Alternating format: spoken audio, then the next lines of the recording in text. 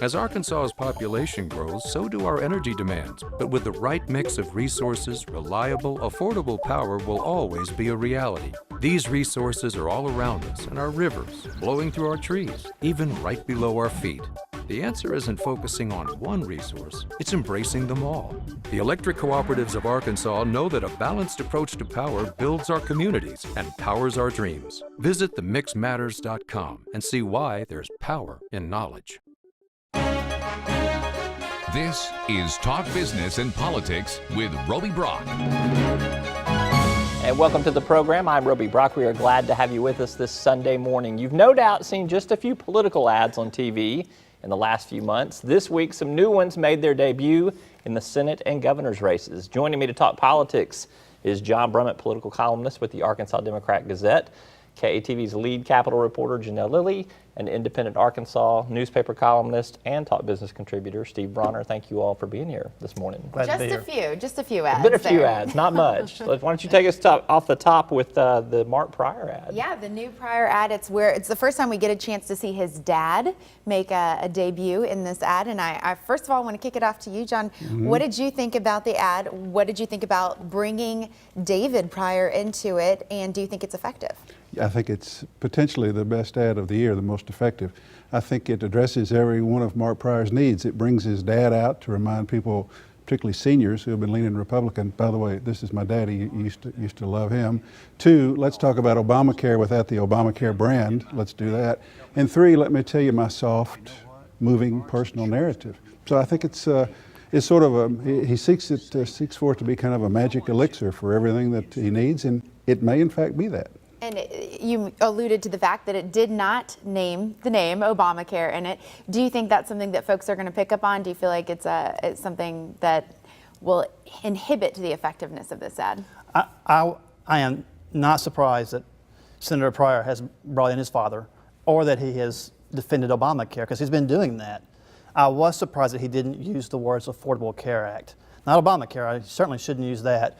But by not really specifying what law he's talking about, that leaves people ready to ask questions. And I think it would have been interesting if he would have just gone ahead and said, I voted for the Affordable Care Act, which did this. It certainly would have helped us have a more honest debate about that, instead of this constant kind of bickering about semantics. I wish he would have kind of just gone on and said, I voted for the Affordable Care Act. Yeah, I know in polling, when we've looked at that issue a number of times, it's just all about messaging. It depends on how you phrase it, what words you use. I don't think the Affordable Care Act is a big winner in Arkansas either. And a lot of people talk all the time about a law I voted for or a bill I voted for. It's tactical, and there's a way to respond to it. The Koch brothers or Cotton or somebody is apt to find a cancer victim who had his or her policy canceled and had her rates increased, and can talk about, I'm glad your life was saved, and I'm glad you're able to get your bills paid for, but I'm sorry you cast the deciding vote for Obamacare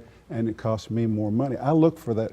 The Koch brothers or somebody will find that, and we'll flesh all this out in due course. Let's look at another ad that we've got too. Is the Tom Cotton ad that came out this week too, called Hypocrisy. A little bit of mixture as to how much of it was on TV, but this is basically where there's a 2011 interview where Mark Pryor suggests that raising the retirement age to 68 or 69 for Social Security could help shore up the fiscal solvency of that program. Steve, is the 68 or 69, is that his firm position, or did he just suggest it as an option?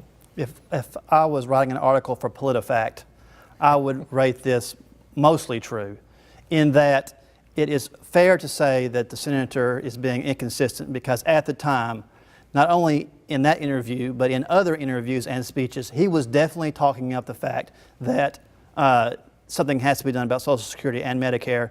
And in that interview, he does not technically say, I support raising the retirement age. What he uses as an example for teenagers, people his kids' age, raising the retirement age. But he was saying this is a viable option. And now much of his campaign is being based on that Tom Cotton is Darth Vader for wanting to mess with Social Security and Medicare. So I would rate this mostly true. I'm curious what John thinks about that. Are you really curious? I am curious. I think you know. I would rate it entirely false. A politician in an abstract discussion about things you could do, suggesting something, that is entirely different from voting for it. So I think that I think that to allege hypocrisy between some old statement in which he's thinking out loud about these are things we could do for people now 20 years old is entirely different, and it does not put you at fault for saying your opponent actually, honest to goodness, favors it. So I would rate it totally bad, totally wrong. All right, and on to my favorite ad of this campaign so far, thus far. I'm sure we have a lot more to drop before I can actually give that opinion, but Asa's new ad with his cutie granddaughter, Ella Beth. That's not editorial. I'm sorry.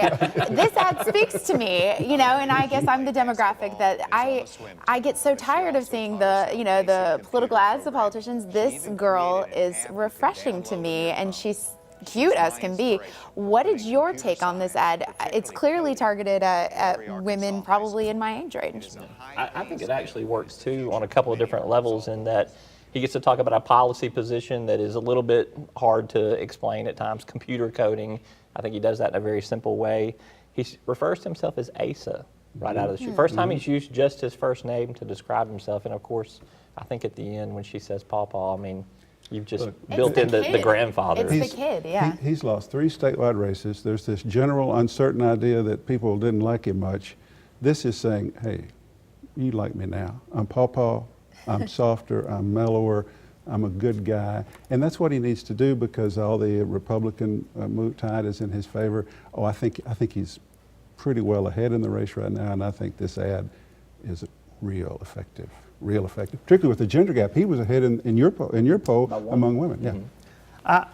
Not only is it a heartstring puller, but I've watched this, and one of the first times I watched it, I looked down and I thought, he has gotten in so much information in 20 seconds. There's still 10 seconds left in this ad, and he has explained his position on offering computer coding classes to high school students. It is a fantastic ad, one of the best I've ever seen. Yeah. Yeah, as far as just looking at it analytically, the content of the ad, I'm going to have to say I agree with you. And I don't normally take opinions on this, but just the effectiveness of that child being the storyteller in that ad. I didn't get much pushback from Democrats either. I think they Sometimes all... you just say good shot. Yeah, exactly. Yeah, that's exactly right.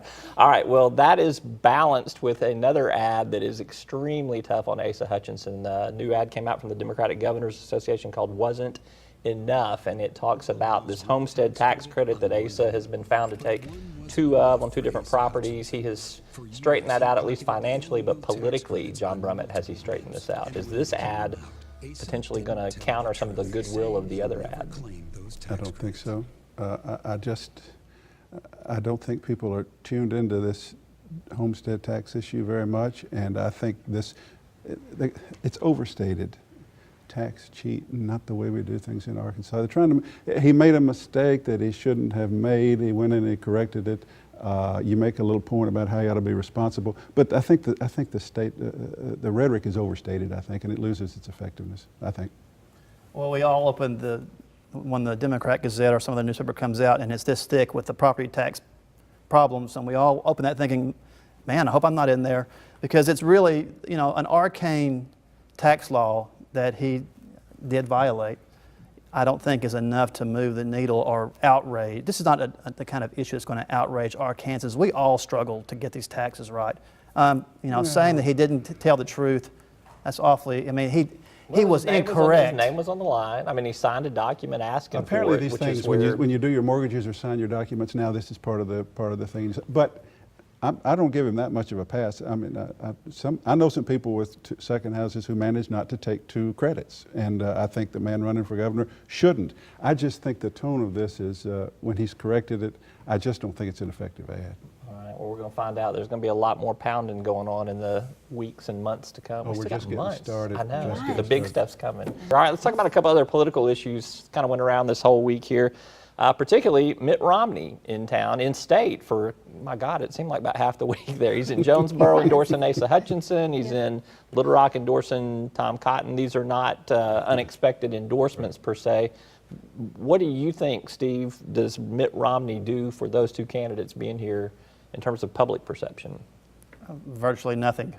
I just don't see how the presence of Mitt Romney or any other Republican big name out-of-state candidate affects this race. I mean, I think this race is about President Obama, people's reaction to that, Affordable Care Act, the different cultural battleground issues we're having right now. I don't see how Mitt Romney flying in or Kevin McCarthy coming in, House Majority Leader for a few hours, or Reince Priebus coming in, he's the RNC chair. I don't see how any of that affects the election at all. Said his name right. I too. know. It's impressive. But he does raise money, and that was one of the main reasons Mitt Romney was They don't need Mitt Romney to raise money either. I agree generally, except it allows Cotton and Hutchinson to say, hey, look here, appearing for me is our side's guy who carried Arkansas in the last election. Now, are you going to bring your side's guy into Arkansas, Mr. Ross, Mr. He's Pryor? already been here once this year, hasn't he? Yes, yes. I think that's the only potential value, but that's a point that's so hammered, we don't need Mitt Romney for that. It's a zero. Mounted to absolutely nothing. We totally agree here. We got some headlines. All right. Nate Steele rolls out a legislative agenda this week, a 7-point plan. It talked about everything under the sun. They even promised that there would be more coming afterwards, which I'm not sure what they have not left yet.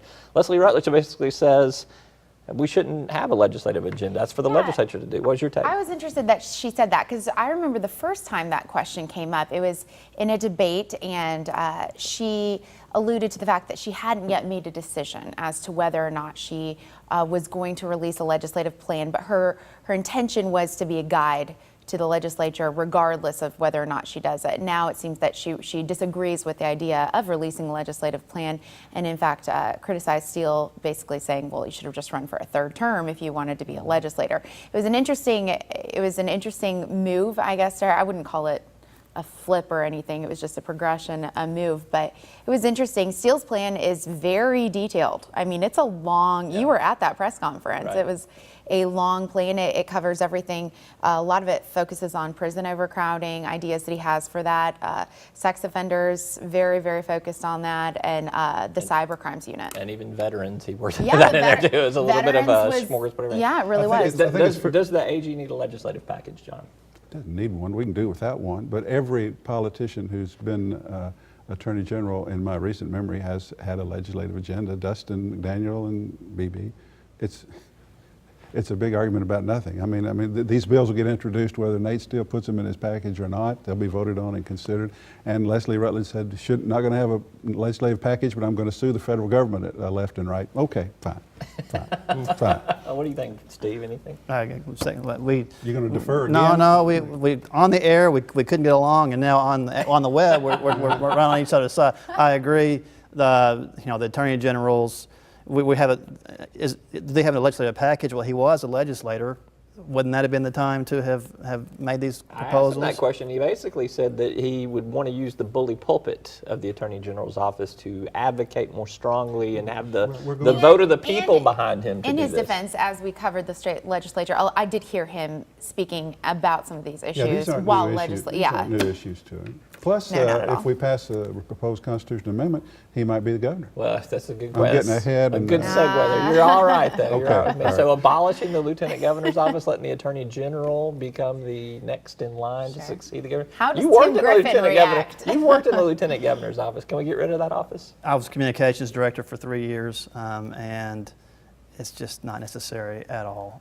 Some states do not have a lieutenant governor, and somebody else can take that job. And all the lieutenant governor does is preside over the Senate when it's in session, which is a ceremonial job, and then to serve as governor if the governor is out of state or incapacitated. Again, somebody else can be the backup quarterback. This is $400,000 that the state does not need to spend. Well, I do want to ask, though, because you have both of the people running for office. You've got Griffin and Burkhalter, who say they want to take a more activist role they as all say lieutenant that. governor. They all say You that. don't think that makes a difference? Well, I mean, Ross could let Burkhalter be his economic development czar, and Tim Griffin, I mean, he's got a forceful personality. He'll do something, but it's all self-defined. Halter passed a lottery, but that doesn't mean we require the lieutenant governor to get it done. The big issue there is who would become the governor in the event of a vacancy. These two ceremonial things are pointless, but I got in an argument at the Grady Fish Fry last night about whether the Attorney General should be the one, because the Attorney General is an attorney. Should you limit the next governor to an attorney? And I'm saying, why not the President Pro Tem or the Speaker? They deal with statewide issues and a statewide constituency, but they're not elected statewide. So That's going to be the rhetorical point where it breaks down. Who is the right person to succeed? And somebody suggested Secretary of State, and I said, Mark Martin, and so we didn't. That's a tougher part than whether we need the Lieutenant Governor's office. Ironically, the current Senate Pro Tem and Speaker of the House are both attorneys, but they're not required to They're be. not That's the required difference. to. That's the difference. Sure. One of them's a banker too. That's I think dangerous. that- One of them's a lawyer. That's I dangerous think too. that- Banker So. I think slash the lawyer, official yeah. state moderator, Roby Brock, should be governor. All right, ladies, gentlemen, thank you very much for being with us. Appreciate it. That is your Web Extra. You can keep up with the latest business and political news each and every day at talkbusiness.net or katv.com.